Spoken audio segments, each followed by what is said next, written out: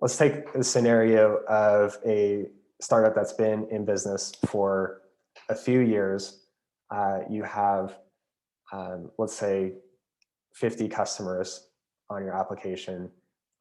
You're supporting all of those customers. If you haven't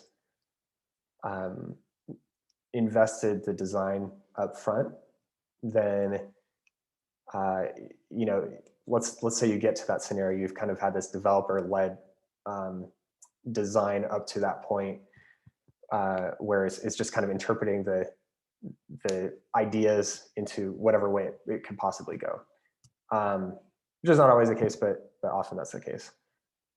You're going to be getting a lot of feedback from customers. I want this changed, I want that changed.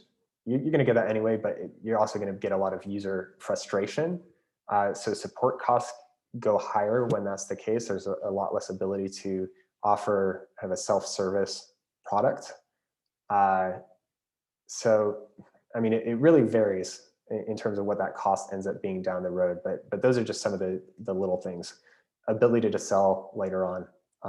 If you're having to do a whole redesign, then that could stall your selling when you really need to push for growth. But early on costs, it could be fairly minimal.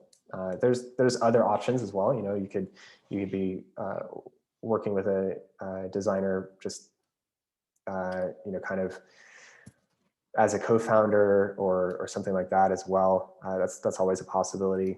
But again, Trailmerge, we work with clients as little as 20 hours a month. So there's a small cost there to what you can prevent later on.